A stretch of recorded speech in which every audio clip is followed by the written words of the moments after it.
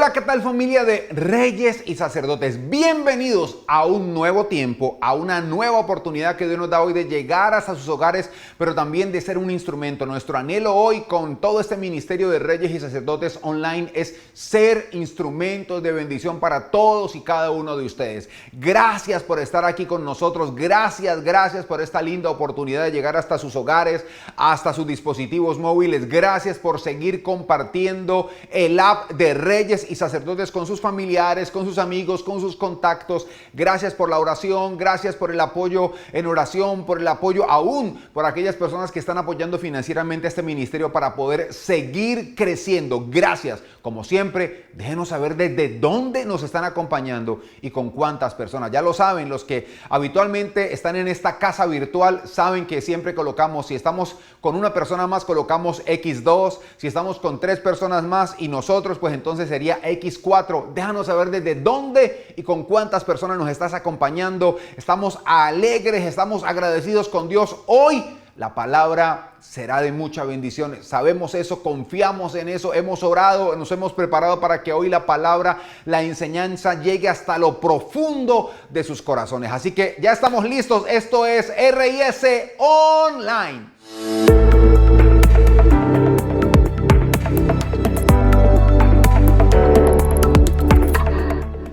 ¿Has escuchado la frase, fue por lana y salió trasquilado? Cuando mencionas esta frase o cuando mencionan esta frase o este adagio popular, ¿qué viene a tu mente? ¿Qué piensas con la frase, fue por lana y salió trasquilado? ¿Qué es lo primero que viene a tu mente cuando se pronuncia esta frase? Porque, ¿cuál es el significado? El significado de esta frase es que una persona pensó que en algún momento tendría algún beneficio de una situación, pero contrario a eso, no obtuvo ningún beneficio, sino que, reitero, contrario a eso, salió perjudicada. Por eso dicen, fue por lana y salió trasquilada. Hay gente que a veces, esto ocurre en situaciones coloquiales, pero también ocurre en situaciones difíciles. Hay gente que va a hacer daño y al contrario termina peor, no hace ningún daño y por el contrario la que termina más perjudicada es ella. Estas situaciones son graves, pero pensemos en esto.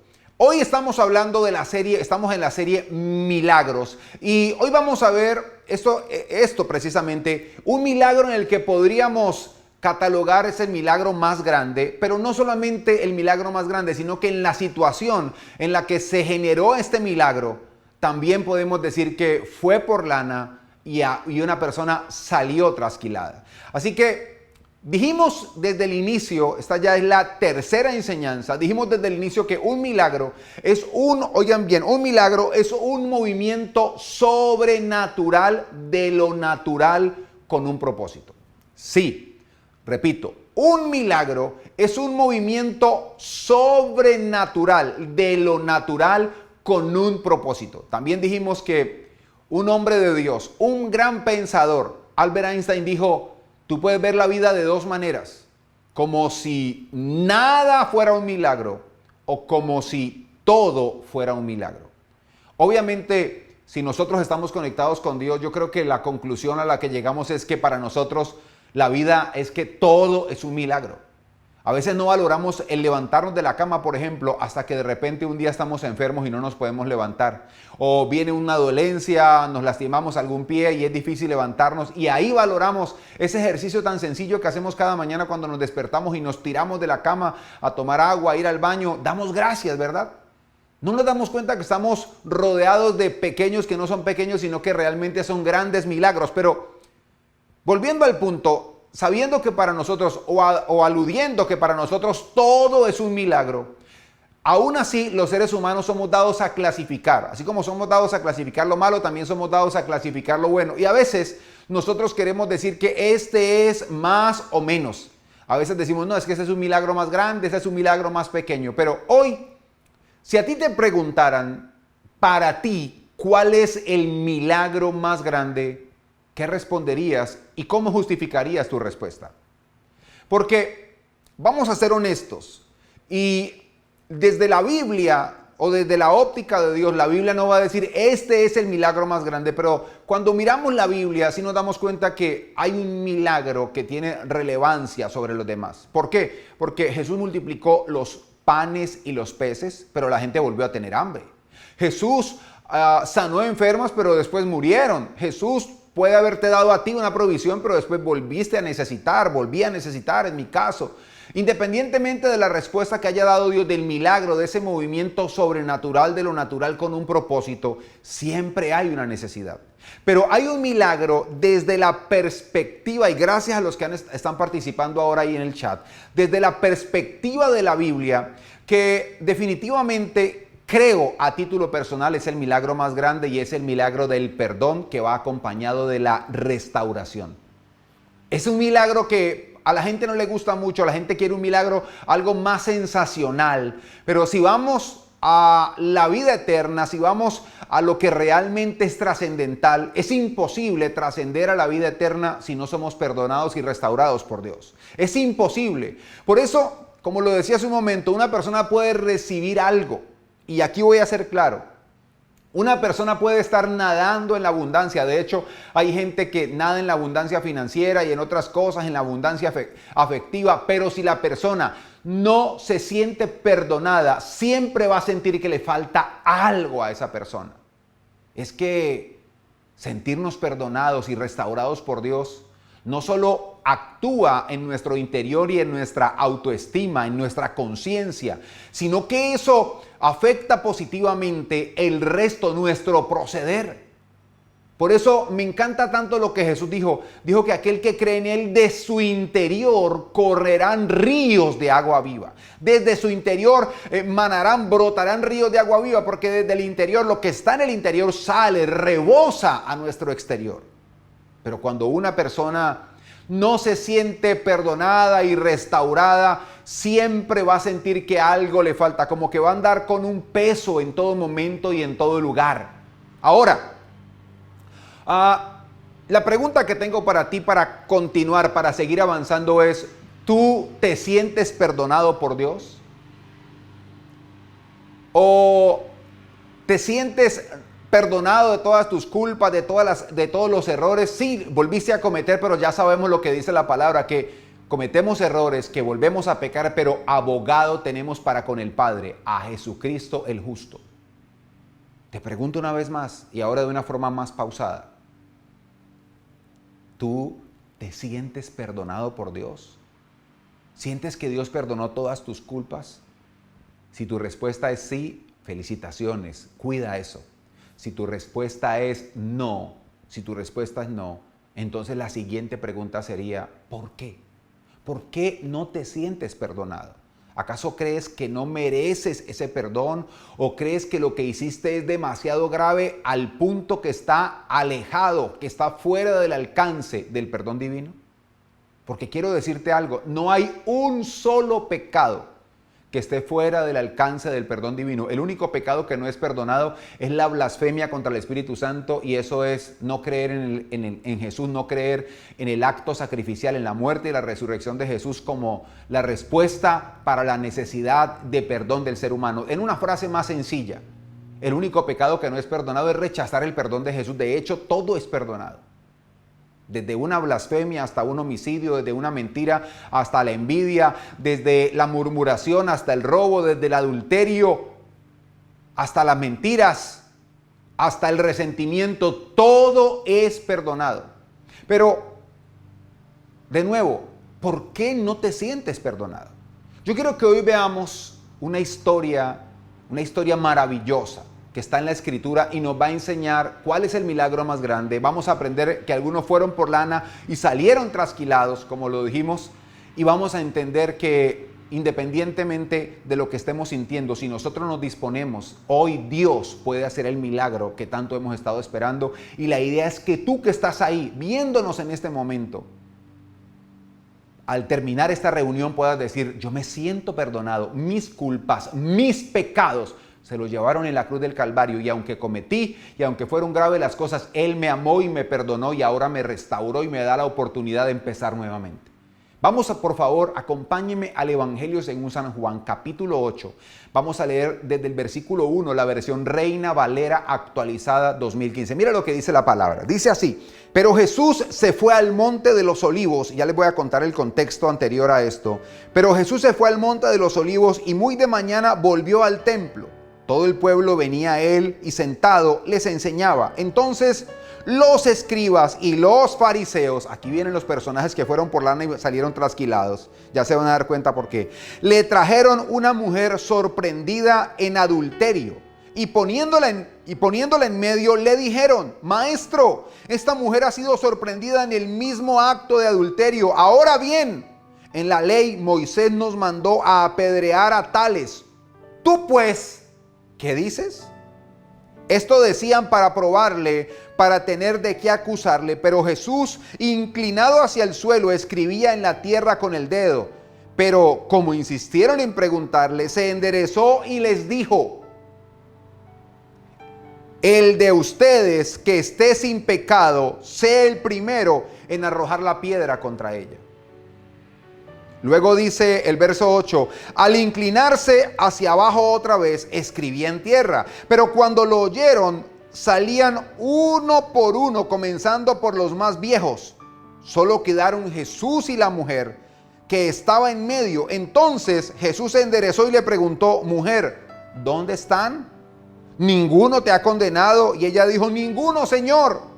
Entonces Jesús le dijo: ni yo te condeno, vete, y desde ahora no peques más. Hermosa historia, ¿verdad?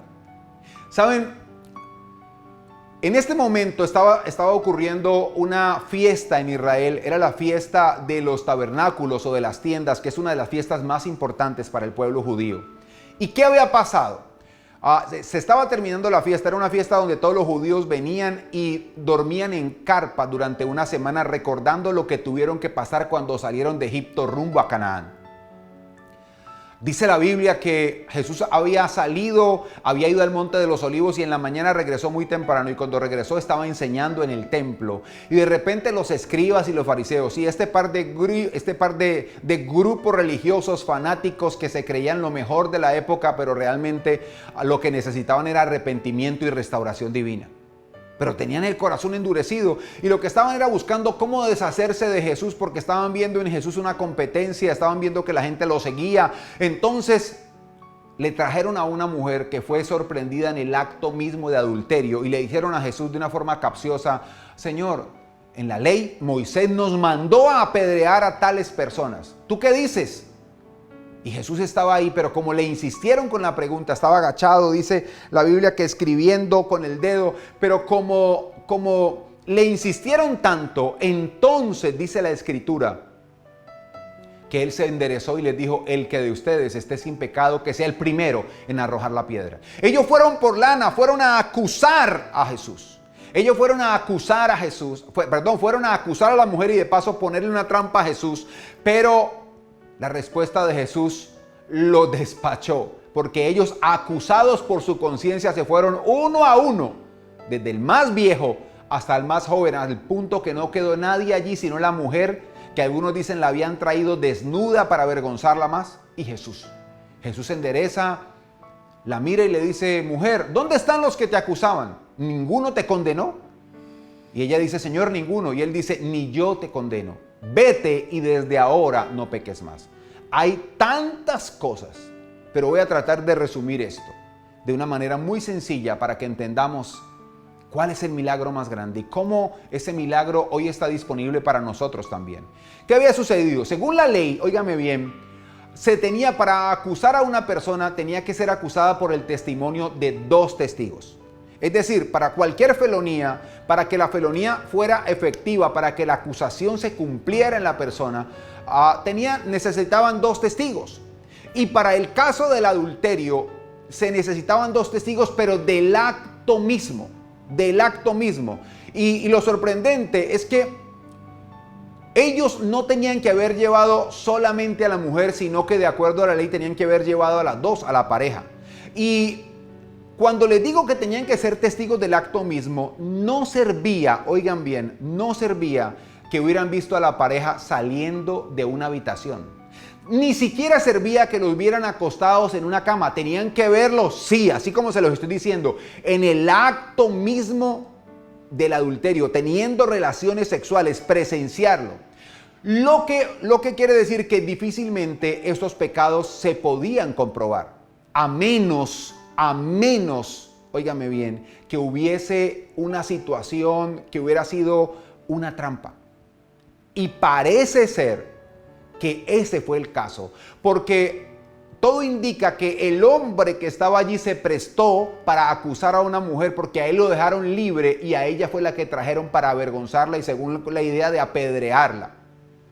Yo no me imagino si Jesús hubiera dicho, el que de ustedes esté libre de pecado, que tire la primera piedra, y el que no esté libre, pídale a alguien que lo apedree.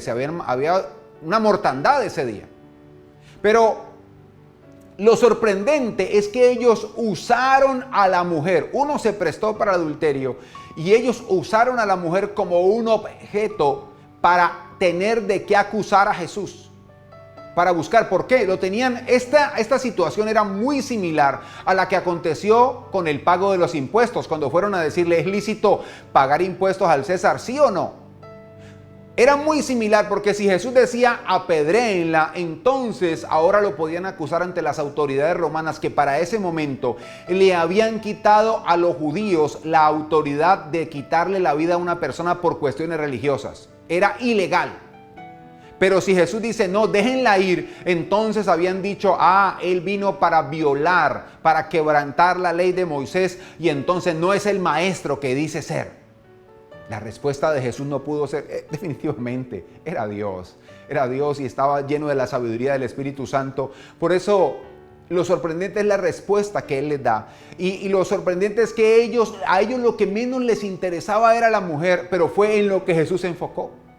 Lo que la religión más desprecia es lo que Dios más ama.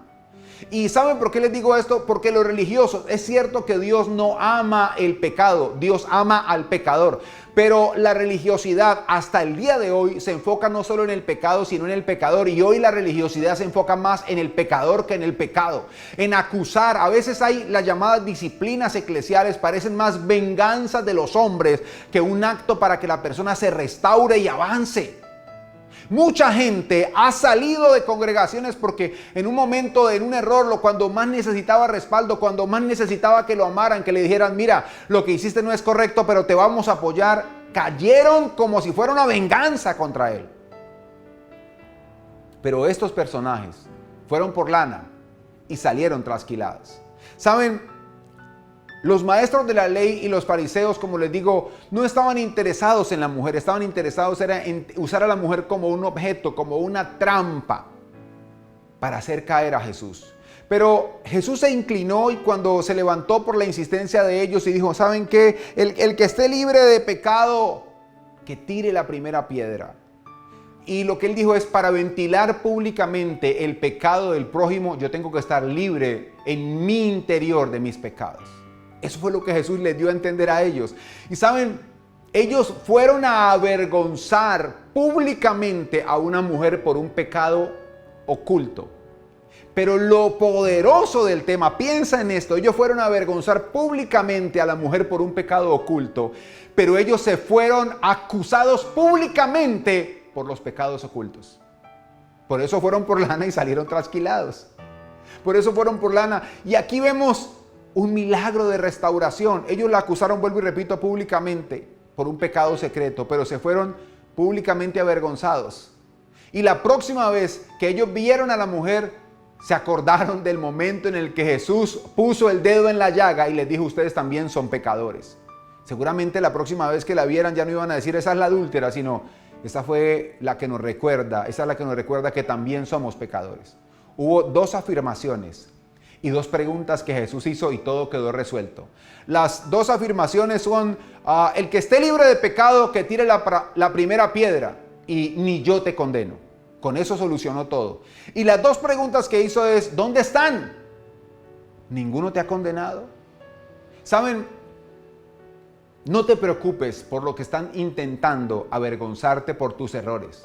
Preocúpate por acercarte a Jesús, porque Él no te va a condenar. Él sabe lo que tú hiciste. Él sabe lo que yo hice. Él conoce tus y mis errores. Y Él es misericordioso, amoroso. Él nos entiende y nos va a perdonar. Y si le decimos, Señor, ayúdame porque esto me está costando, la mentira, el odio, el engaño, el resentimiento, la fornicación, las drogas, el vicio. Esto me está costando y yo no puedo. Ayúdame. Créeme que no solo te va a perdonar, te va a restaurar, sino que también te va a ayudar a vencer. Te va a dar la victoria sobre eso. Por eso, ¿qué quiero que aprendamos en esta ocasión? Lo que quiero que aprendamos es lo siguiente. La culpa por el pecado es una pesada carga que solo Jesús tiene la capacidad de perdonar, quitar y llevar.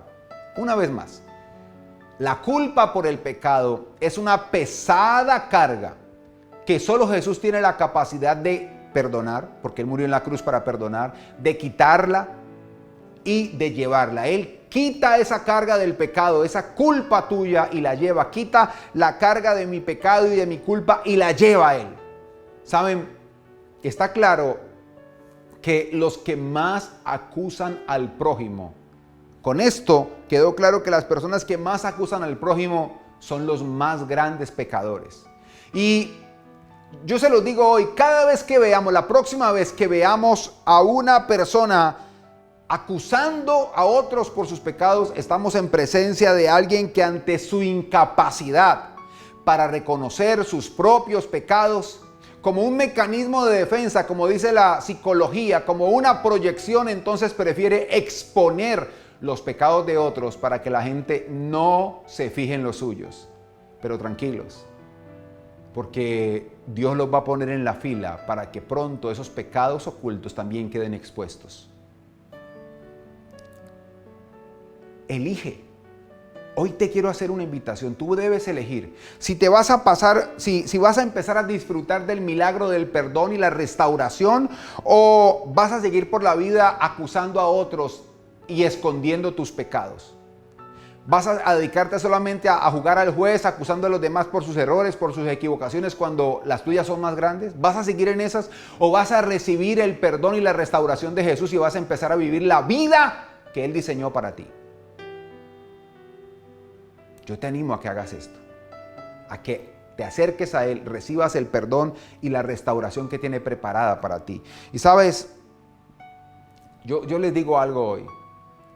Si el mundo fuera más valiente, antes de acusar al prójimo, el mundo reconocería sus debilidades y eso sería suficiente para vivir en paz. Es imposible que haya paz en medio de personas que viven acusadas por su conciencia y que óigame bien, que lo único mejor que les queda es acusar para que otros no se fijen en ellos. Por eso no hay paz. Los religiosos, hoy hay gente tipo fariseos y tipo saduceos, gente que se cree perfecta y gente que solamente viene para juzgar y para decir este es más pecador, este es más pecador, este es más, este es menos. Pero de esa gente se encarga el Señor. ¿Por qué tú no tomas la posición hoy que tomó esa mujer y aunque te sientas avergonzado, acércate y deja que Jesús te diga, ni yo te condeno, vete y no peques más? ¿Tú eres un perdonado y restaurado? ¿O eres un pobre, culpable y acusador? Voy a repetir esto. ¿Tú eres un perdonado y restaurado o eres un pobre, culpable y acusador? Porque esa es la palabra. Son gente que se siente tan menos que lo único que hace es juzgar a los demás. ¿Qué quiero invitarles a hacer? ¿Cuál es la tarea para terminar en este día? La tarea es esta, breve pero muy sencilla. Renuncia a la actitud de juez. Eso lo que hace es endurecer el corazón. Y disfruta del milagro del perdón y la restauración divina. Renuncia a jugar a juez. Mira, de una buena vez renuncia a tratar de ser juez. Más bien acércate a Jesús y dile, Señor, yo necesito perdón, yo soy el primero. A mí me cuesta esto, me cuesta lo otro, Señor. Entrégale eso al Señor. Recibe el perdón y la restauración divina. ¿Qué tal si oramos hoy para terminar? ¿Me acompañan? Ahí donde están, si pueden, acompáñenme, si pueden cerrar sus ojos, si no, no hay problema, vamos a orar. Amado Dios y Padre Celestial, esta mañana te damos gracias por este hermoso tiempo que nos has permitido tener. Gracias porque a través de esta historia sencilla pero profunda nos enseña, Señor, que para ti es muy, muy importante el perdón y la restauración. Es el milagro más grande. Señor, así como esta mujer fue perdonada y restaurada, nosotros también, Señor, hoy recibimos tu perdón, hoy nos arrepentimos de nuestros pecados, nos arrepentimos aún de habernos tomado la posición de jueces que no nos corresponde y clamamos por tu restauración. Y a ti que estás ahí, yo te digo en el nombre de Jesús, independientemente de lo cruento, de lo grande que haya sido tu pecado, el Señor Jesús murió en la cruz para pagar el precio por tu pecado, para perdonarte y para restaurarte. Si tú quieres recibir eso hoy, dile: Señor, hoy recibo tu perdón y tu restauración. Y declaro que a partir de hoy soy una nueva persona, soy una nueva criatura y me quito el peso que había cargado por meses, por años del pecado. El peso de la culpa lo quito de mí y lo entrego para que tú lo lleves. Gracias, Señor Todopoderoso. Gracias, Jesús, por amarme, por perdonarme, por restaurarme. Gracias, Señor amado. Gracias, Dios Todopoderoso, te doy hoy. Amén, amén y amén.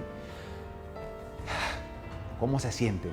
Yo creo que libres, más livianos, como dicen por ahí, porque el peso del pecado, el peso de las acusaciones desapareció y el Señor ha empezado un proceso maravilloso. Ya te perdonó, que se llama restauración. Ahora viene uno de nuestros líderes con una enseñanza especial acerca de el honrar a Dios con nuestras finanzas, el honrar a Dios con nuestros ingresos, con nuestras primicias, con todo, con nuestras donaciones y de paso poder ser edificados y ser bendecidos. Ya venimos de regreso, no te muevas. Y después de esta gran enseñanza, de este tiempo maravilloso, estamos hablando de una serie muy especial, Milagros.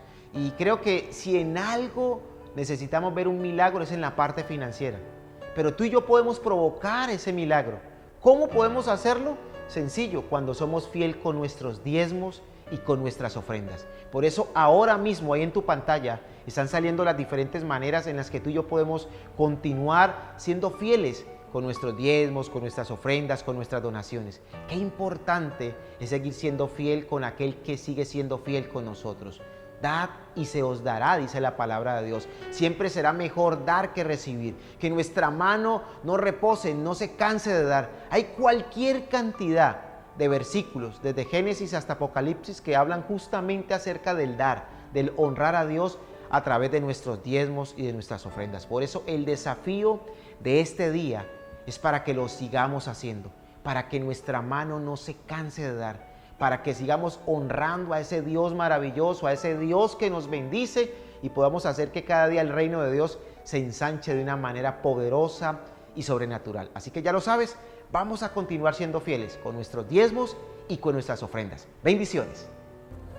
Definitivamente hemos tenido un tiempo maravilloso. Yo quiero saber de ustedes, quiero saber qué les pareció esta enseñanza. Escríbanos, por favor. Si alguien necesita oración, si alguien necesita no solamente oración, sino que quiere pedir un consejo, escriba en la casilla de oración y los anfitriones con mucho gusto, con mucho amor, van a estar para servirle. Además, si alguien quiere alguna información adicional de nuestras sedes presenciales, alguna información adicional, pueden solicitarla a través de nuestros anfitriones. Estamos felices, agradecidos, ya estamos casi terminando esta serie. Que el Señor les super, hiper, mega, recontra, archi, ultra bendiga. Nos vemos pronto.